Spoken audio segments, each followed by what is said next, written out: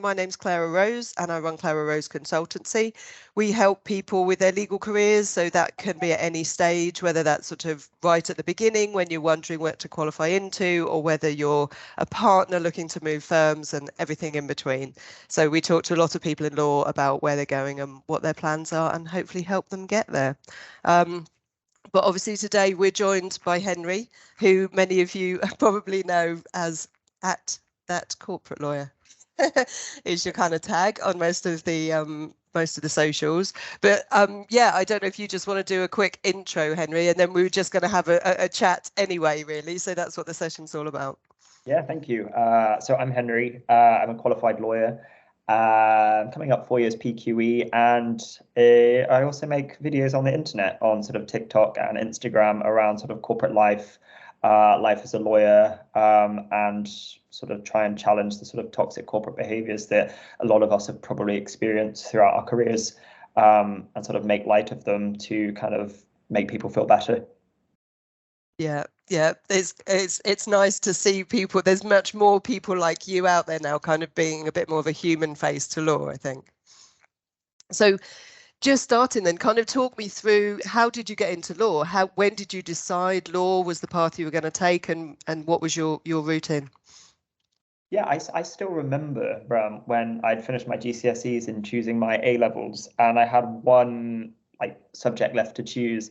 And I remember my dad saying, "Why don't you consider law?" And I didn't give it a second thought. I was like, "Yeah, go on then." It worked well with the timetabling. Let's do it.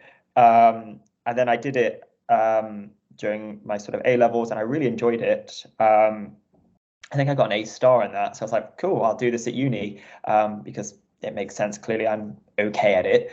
And then started doing like reading law at uni, and kind of when you're at law school, all you kind of really know is you either become a solicitor or a barrister off the back of that. And I kind of did a few sort of mini pupilages, work experience placements. I was like, cool, I'm going to become a solicitor. And then just applied for training contracts, did the LPC, paralegal for a bit, and then qualified. And did you have to paralegal for a long time and apply for a lot of training contracts? How smooth was that part of it? So it's kind of funny that I think a lot of people probably go through this when you're sort of at school doing your A levels. You're in a very small pool of people. So if you're like relatively good academically, everyone's like, you're amazing. And then when it comes to applying for training contracts, you're basically competing against the whole of the country. And then suddenly you're like, oh, actually, there are lots of amazing people out here. So that was quite hard. But I finished my undergrad in 2014, and then I didn't have a training contract at that time of finishing. So I went ahead and self-funded the LPC part-time whilst paralegaling full-time alongside that. And I think the first couple of months of doing that, I secured a training contract. So thankfully, I was very lucky with securing that. But then it also gave me good experience because my LPC was part-time. There was a 2-year wait before starting my training contract. It meant I could paralegal, get some experience alongside sort of doing my studies. Yeah. And did you find that helps? Because I speak to a lot of people where if they've been doing that paralegal role, the LPC, it's not easy, but it's easier because you've seen it in practice a bit already. So it's not just a sort of abstract, Yeah, practice. definitely. I was in the banking and finance team at Osborne Clarke as a paralegal. So doing the sort of business module on the LPC, that definitely helped doing that. You kind of get that sort of business understanding. But then even like doing simple things like how do I use a printer in an office? How do I like use Worksite or Outlook, whatever the document management system is, having all of those kind of fundamental basic skills definitely helped when it came to doing my first training contract seat, because you can, whilst the systems may be slightly different, you have a general understanding with how best to write an email, how to respond to like working with a supervisor, how different people work. So it gives you some sort of soft skills that are definitely sort of beneficial for transitioning to that trainee role. Yeah, absolutely. It is that practical. It's understanding how it works on the ground, isn't it? That's what I always say, responding to an email or picking up a phone or whatever, just knowing those skills. If you come straight from academia, then it is all foreign as you go in. So yeah. No, fine. And did you said your dad said, what about law? Did you know anyone else in law? Did you have any connections in law already, or was it sort of a new? Not really, other than sort of family members who have like had lawyers for like this or whatever it was. What you kind of saw on TV. Nobody else in my immediate family was practicing as a lawyer. So that whole kind of world was new to me, and even like the study of it at A level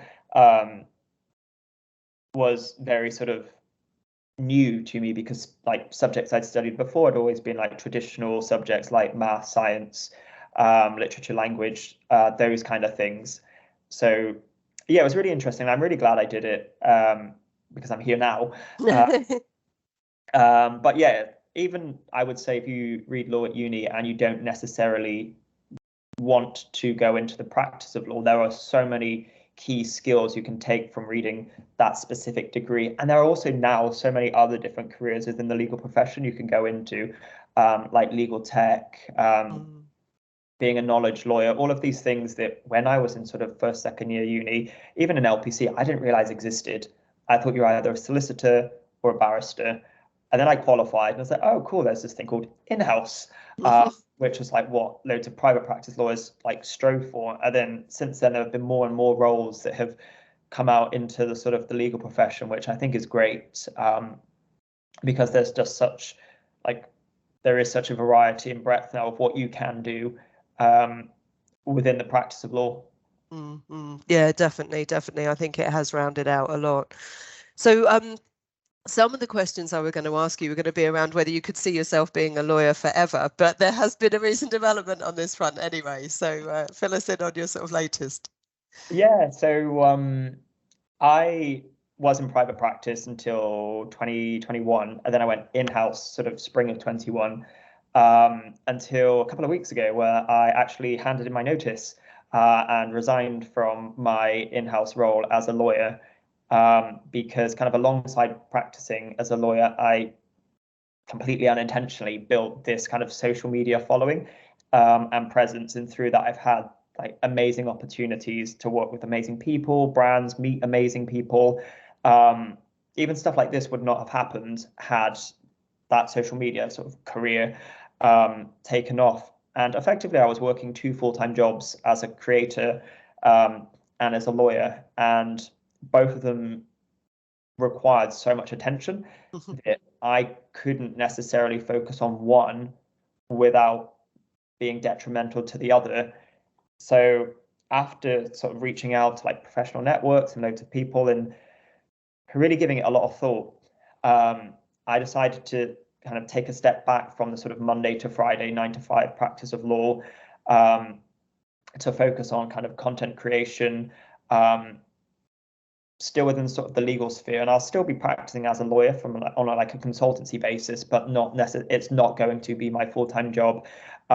So I've got the opportunities now to kind of experience different sort of avenues. And part of me is thinking I turn 30 next year, so if I didn't do this now, I would kind of regret it. And I'm really sort of passionate about sort of well-being within the profession and behaviors within the profession that haven't necessarily sat right with me, and what I can do to make that sort of more accessible and comfortable for other people within the sort of industry, and just encourage other people to speak up, or make them feel like they're not alone when they're going through difficult times within the profession, because it is a very demanding profession.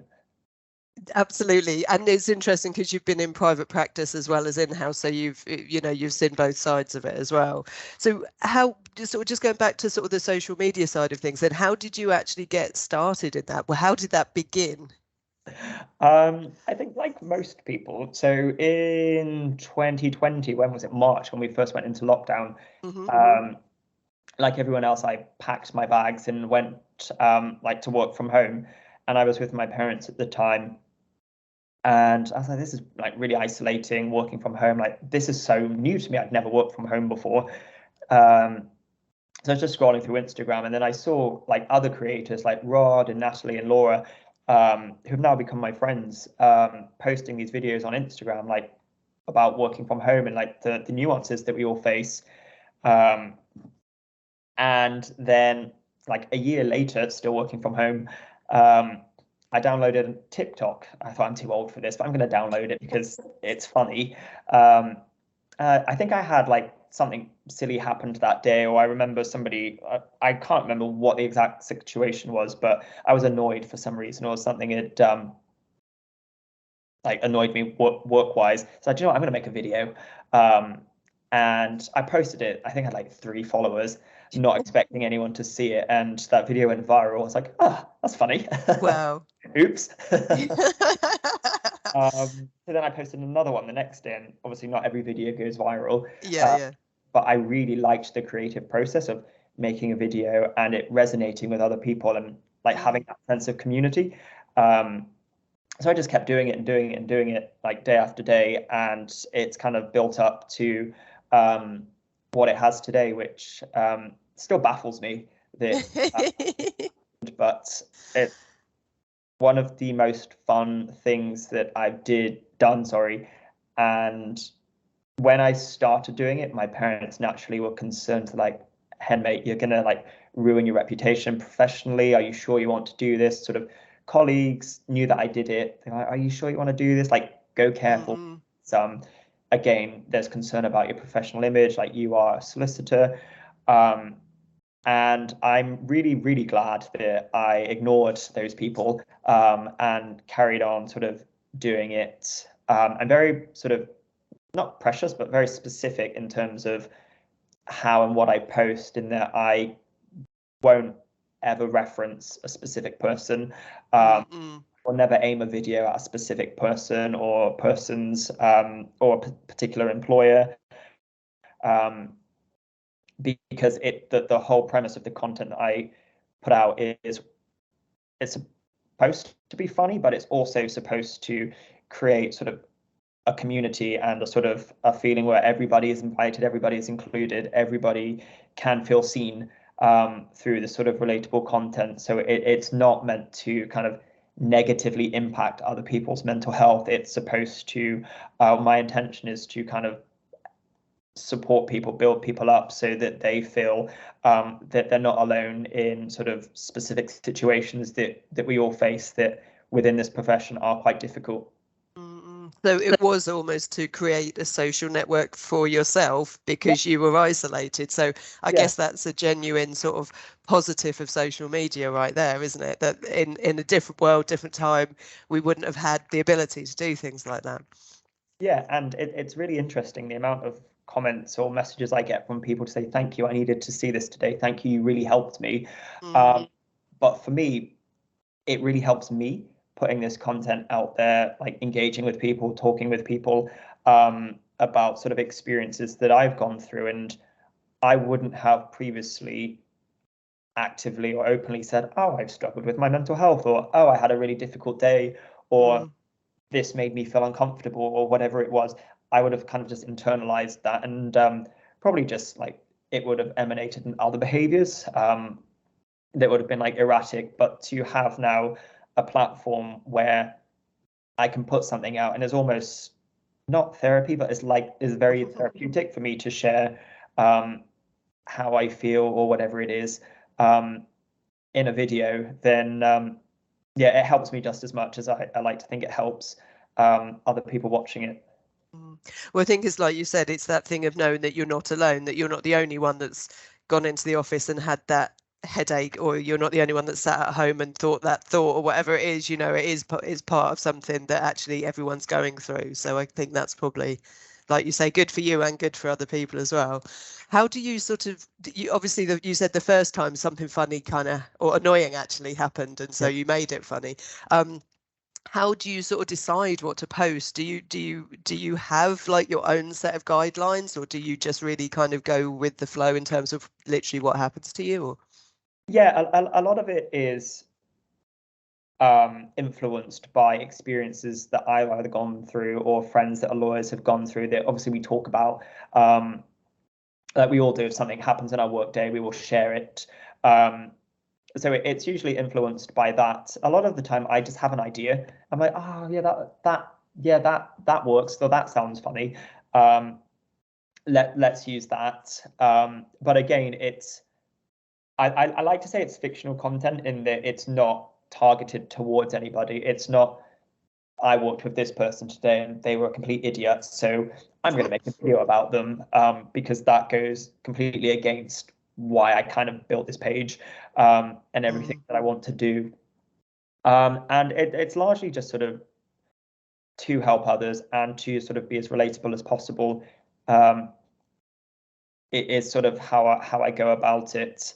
But yeah, I don't really have any kind of set process. I have a notebook that I write stuff down in, and that's pretty much the extent of my organization skills. Well, that works. It's what works. I think I guess that's the thing, isn't it? Is having the ideas and then coming up with ways to sort of translate them. What are them? You said sort of TikTok was kind of what started it, but I know you do a lot on Instagram as well. What sort of are your favorite platforms? Which are the ones you really gravitate to? Which are the ones you're sort of less comfortable with? I love TikTok as Okay. a platform. That's where it kind of started for me in terms of making content. And I feel like there is a real genuine community on TikTok. You see like amazing sort of lawyers on there creating content, law firms on there creating content, sort of actual lawyers and creating content. And there's a real sense of community on there. I also like using, well, I share a lot of content that I've posted on TikTok onto Instagram as well. But with Instagram, it lets you kind of message creators or people that you follow directly. So that's nice for the sense of community, in that anyone who messages me, I will always respond to them. If they're having like a down day, if they just want to talk about career stuff, I will always, I can get some weird messages, but I will always like as Sure. politely as possible respond to um, everybody, because that's part of it. It's the community side of it. And that's one of the parts that I love. I also really like LinkedIn, and I was initially very scared to post sort of some of the content that I post or some of the things that I talk about on LinkedIn, because that's where I know my professional network sits. On TikTok, Instagram, I don't necessarily think people that I work with or have worked with use those platforms, even though they do. And it's quite naive of me, but I don't feel like they see me on there. Whereas when I post on LinkedIn, it's a lot more intentional. It's professional. But the reception that I've got since I've started posting on LinkedIn has largely been positive. But yeah, that was the one I was most scared about posting on, because I thought, oh gosh, this is the career ruiner. Well, it is like you say, that is deemed it is the professional platform, isn't it? And there was an element of people saying it's not Facebook type, don't come here with your Facebook type content, but then I think things do change, don't they? And there's the Facebook showing everyone what you had for breakfast, and then there's the content that's still geared to the market that has, a place that has something to say, and that's the difference, I guess. Yeah, I agree. No, fair enough. So what would be your kind of advice to someone if there was a lawyer out there in any stage, like you said, you felt you were too old for TikTok, well, I mean, I feel definitely too old for TikTok, but whatever stage you're at in your career, if you're a lawyer sat there thinking about social media and what do I do, where do I begin, what would you say to someone sort of thinking about posting and how to even begin? I would just say just post. So many people have like great ideas, or you don't even have to have like a mind-blowing thought. If you've just got a comment on something or like an opinion, obviously within reason, don't go like completely Kanye West on what you're posting. No. Just post it, and you're gonna get a few likes, but you've done it. And then the next time you'll feel more comfortable doing it. And then the time after that, you'll feel more comfortable doing it. And the more you do it, consistency is key. If you are posting every single day at the same time, people will get used to you posting at that time. They're like, oh, cool, I can't wait to see what this person posts at lunchtime today. And it is quite scary to post and put yourself out there, because we all fear sort of being rejected or being laughed at or mocked for kind of going outside our comfort zone, to doing something that kind of challenges traditions of how we should behave. But it could turn out being one of the best things that's ever happened to you. And you don't know how you could be helping somebody else until you start posting. So I think just do it. Yeah, no, fair enough. And I was going to ask if there was like one single thing or one standout moment that really sort of boosted your audience, that really kind of got you going. But I'm wondering if you're going to say that first post. Yeah, it would have been the first post that made me realize I actually like making content. I really like creating, and being a lawyer is great, but there are definitely parameters in terms of the level of creativity we can have, in terms of like, oh, what word shall I use for this clause, or how shall I free draft this clause? It's very limited. So to have an external outlet where I can be creative and also hopefully help other people really helped me.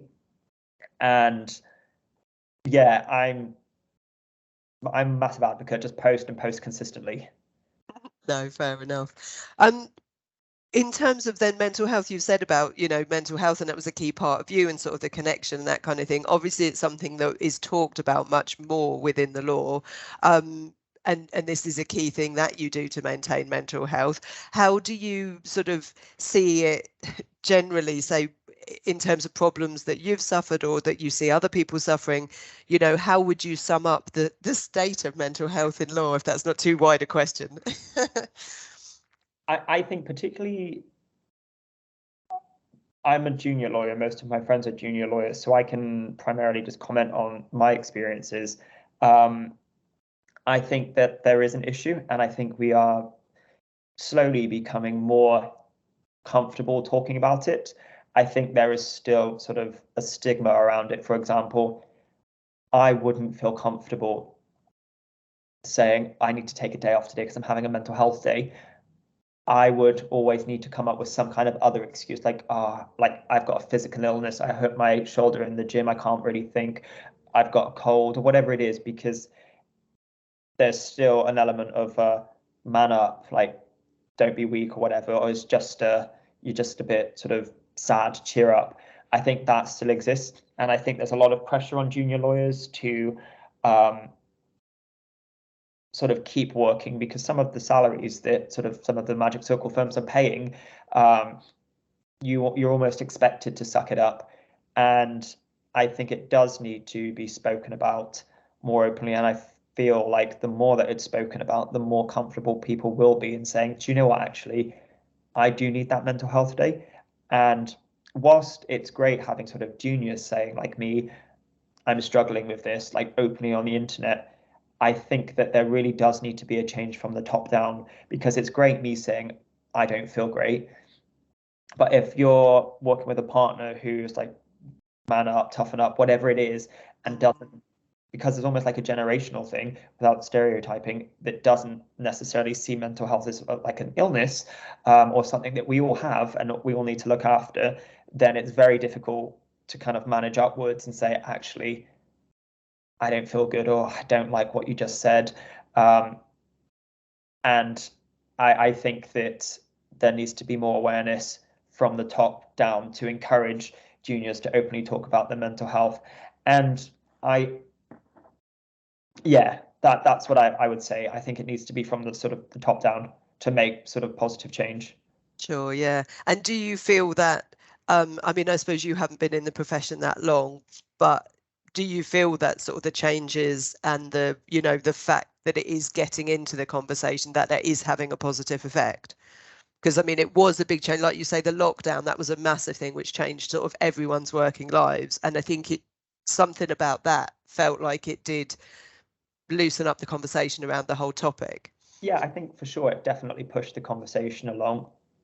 I think there are still challenges, and I think there is still a lot of work to be done, but I think there's definitely progress, and there are more people openly speaking about it. Like, I would never have previously spoken about like mental health and well-being and struggling if it wasn't necessarily for, I don't want to solely attribute it to the pandemic, because that was a really sort of awful time for everybody.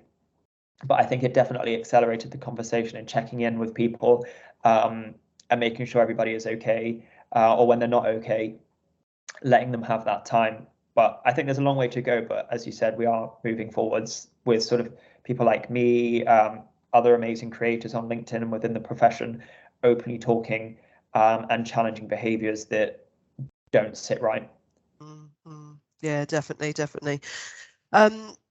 So yeah, I mean, in terms of the sort of, where you go from here then, and what you see as the future, how do you see sort of social media and the law sort of sitting together now? You say you started in law, you straddled them both, and now you've moved to social media. How do you think the two will develop sort of alongside, not necessarily for you, just for the legal, world as a whole?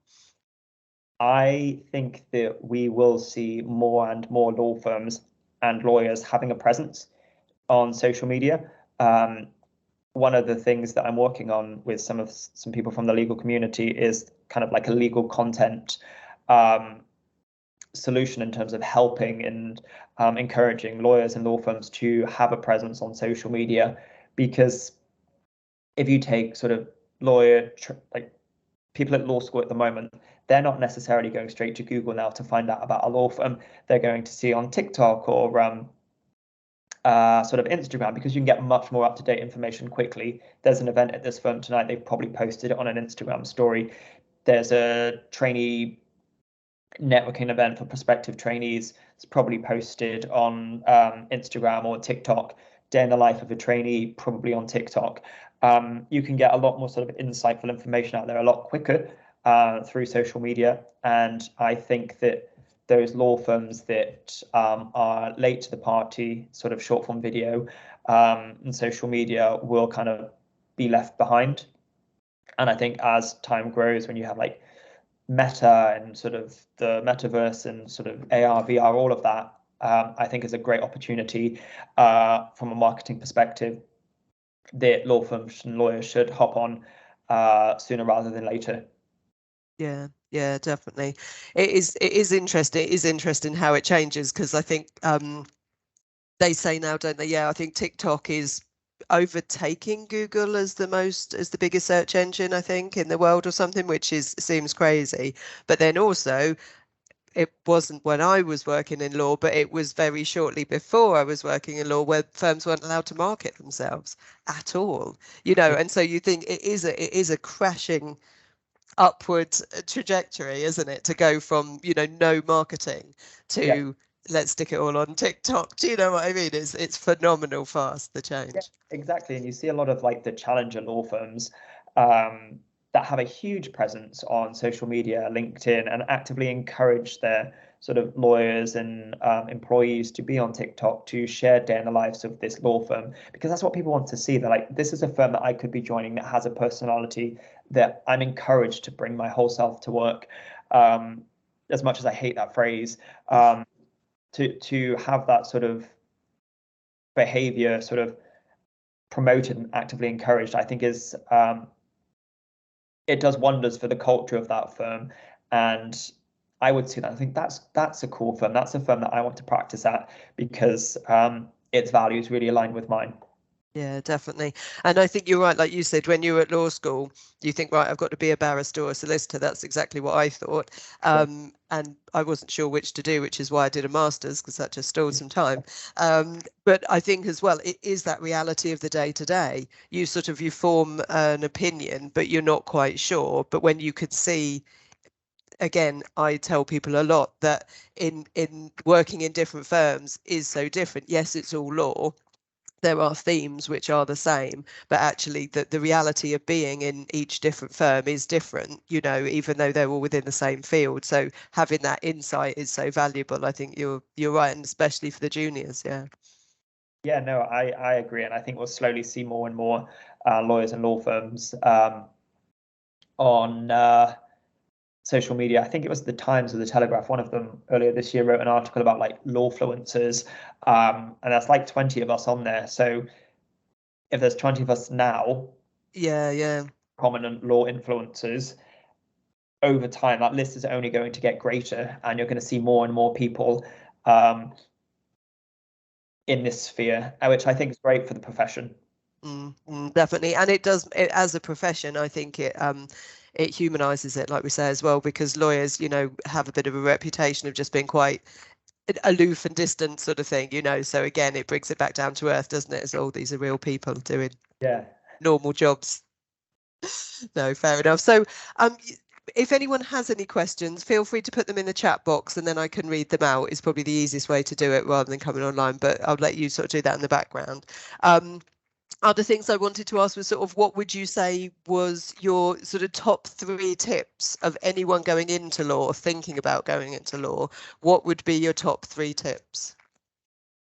Number 1, I would say do your research in terms of the type of firm that you want to work at and the type of role that you want within the legal profession. Make sure that you're fully sort of armed with what firm best works with you and you work best for them.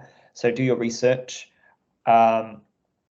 Second tip, I would say, is to set boundaries from the outset, because it's a lot harder to set them once you've kind of nestled in. And I don't mean sort of saying, I'm leaving the office at 5 p.m. every single day, because it's a demanding profession. There will be times when you need to work late to close a deal, or that you just kind of need to put in like more time. That's sort of expected. But in terms of boundary setting, if you've got too much work on, if you feel like you're struggling, tell somebody, don't sit in silence. Because it's a lot. Once you've told somebody, it makes it, as scary as it seems, it will make your life instantly better. So set those boundaries and like be open with saying, I can't do this, or I can do this, I need help. And then the third one is, I would say, just really enjoy the experience and the journey of going into. We're all so fixated on, I was qualifying, this huge momentous occasion, which it's taken a lot of work to get to this point of qualification. It almost does a disservice to all of the time and effort that you've put into leading up to that big moment. And it's great when you get there, you've done it, but then you start chasing the next thing. So I would say really just enjoy the experience, enjoy doing your LPC, enjoy being a paralegal, enjoy being a trainee, really embrace those moments. There will be highs and lows. Almost like if something good happens, keep a note of it, because you want to look back at those. 2 years is a long time. And you don't just want to spend those 2 years waiting for September 2 years later to qualify. So just enjoy it as much as you can. No, definitely. And I think as well, the joy of the training contract is that you do get to experiment in different areas of law. And whilst you are accountable, you're not accountable in the same way that you are when you're qualified. So actually, it's such a gift. Not every profession. I don't think that doctors go around having a stab at surgery and then a stab at whatever. Do you know what I mean? So you do get that. It's quite a gift that you're allowed to go and experience things without having to commit to them. And I think, it's an important part of it, definitely. Exactly. No, fine. And what single piece of advice would you give your younger self? Oh, that is a good question. I think the advice I would give to my younger self is to be more confident in saying no to people and things that don't necessarily align or with what I agree with. I think when you're sort of younger, you become a people pleaser, because you think, if I say yes to everything, not just work, but yes to everything, that you'll get further in life. But actually, it takes more courage and I would say bravery to say no to things that don't align with you. So that's what I would say to myself: be more confident in saying no. No, fair enough. So a few people have got questions. Do you think that what you've said is viable in other professions? This person thinks that what you've said is applicable to being a trainee as BMS. I'm not sure what BMS is. Is that medical? I'm wondering. But yeah, would you think it's the same in other professions? I haven't experienced other professions sort of training programs, so I wouldn't know in too much detail. But I think that fundamental principles probably would apply. across sort of other training programs because you're there to learn as a junior. So, and it feels like things like mental health, whilst it's apparent in law, it feels like that's in other areas as well, isn't it? So sort of something that's coming to the fore. Someone else says, hey, what a great chat today, which is nice. It's been a pleasure to attend. I was curious if you've thought about building up your own little business, hiring a content team and scaling your social media presence in the next year or a couple. Cheers. I would love to, but I wouldn't know where to start. And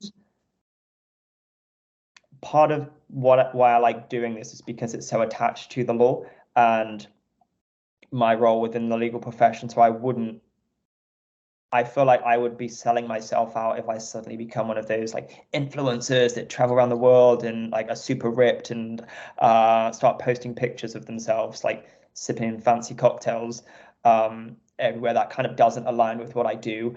But it would be, obviously, the bigger the platform you have, the more opportunities there are to have a positive impact. But it's not something I've immediately thought about. So your plan is to sort of keep what you do within the legal sphere and use both prongs sort of thing of your career to go forward. Yeah. No, fine. What advice would you give to someone that's looking to start a firm's social media presence and get away from sort of articles on the website and, you know, rigid LinkedIn marketing? I was actually having this chat with somebody the other day that a law firm posted like content on social media, which is great. Like everyone can create content, and that's one of the best things about social media is that the bar is the same for everybody for the most part, unless you're like a A-list celebrity or whatever. We all have the opportunity to post content, but this specific firm posted a visual like video of a podcast, but the podcast was two like white men in their 50s plus in a suit talking, and it was like 40 minutes long, and you're just going to see the still image and you think, nah, I'm not watching that. I'll go into my office and watch two like old white men talk about like libel or whatever it is they were talking about. I think short, punchy, short form video is where it's at. If you look at like Stevenson's Law, for example, on TikTok, they're creating great content. And for what I generally say to brands that I partner with is that TikTok and social media is more about brand awareness than kind of getting conversions. You're not going to get some PLC company see a TikTok and think, I'm going to work with them. What you do is they'll see it, or someone in their team will see it and think, that's funny. And the more they see it, the more they recognize that brand and you're imprinted into their brain. Yeah, absolutely. And then when things come up in conversation, that's the thing as well, isn't it? That's how news travels, kind of thing. So yeah. Oh, it was biomedical scientist, by the way, BMS, okay. And they do think that it's definitely applicable in a wider context. It's been helpful. Oh, someone's saying it's not a question, but just wanted to say what a great session it's been. Also, having started my career in-house and then moved into practice, I can relate to many of Henry's TikToks. So just a shout out for your TikToks. Appreciate that. What are your thoughts on other up and coming platforms such as BeReal, or do you think TikTok will remain sort of the number one for the foreseeable? I think BeReal is a different kind of platform. It's a lot more intimate. So I don't know if anyone else is on BeReal. I am. I love it. But say you're on BeReal, we can only see each other's content if we both follow each other. So the concept of followers and like public like pictures kind of doesn't exist there. So I think for short form video, TikTok is still like the number one. And obviously you've got YouTube Shorts that have recently announced like a monetization thing for shorts. Short form video will primarily be on Reels, TikTok, and YouTube, but BeReal's fun. Yeah. No, I only know BeReal because of my children. Which comes back to the age thing again. No, it's fair enough. So one other thing I was going to ask is over your career and to date, and obviously you're on your third career now if you go in-house and private practice and social media, so that's good going. What would be a career highlight? What would be the one thing that was a career highlight? I don't want this to sound obnoxious because it's not intended to be, but when I got invited to be on the billboard in Piccadilly Circus in London, I cried a lot after that, right from the invite and from seeing the pictures and like telling my parents about it, because that only happened because one, I went through like the rigmarole of qualifying, I went through life as an NQ and sort of all the kind of there were some great times, but there were also some really difficult times, which obviously then manifested itself in my social media presence. And had none of that happened, that moment wouldn't have happened. And I got to meet some amazing people from that event and sort of after and along that whole journey. So yeah, that was one of the, because that's probably never going to happen again. It's an unusual step in the life of a lawyer's career, isn't it? That was just like, oh wow, that's me up there. Yeah, that meant a lot to me, that moment.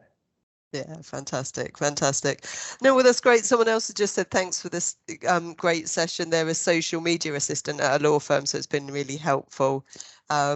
So yeah, I mean, unless anyone else has got any questions, I think that's great. It's been really useful. It's been really interesting to chat and say. I feel like you are part of a new generation of lawyers, and I think these social media and mental health and all these things are so much more coming to the forefront.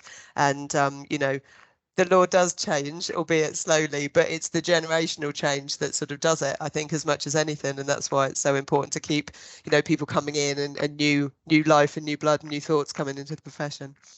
Yeah, I agree. And thank you so much for having me. This is like, I'm almost crying now. Thank you for having me. And obviously we've been speaking before. So yeah, it's really nice to talk. Oh, it's been great.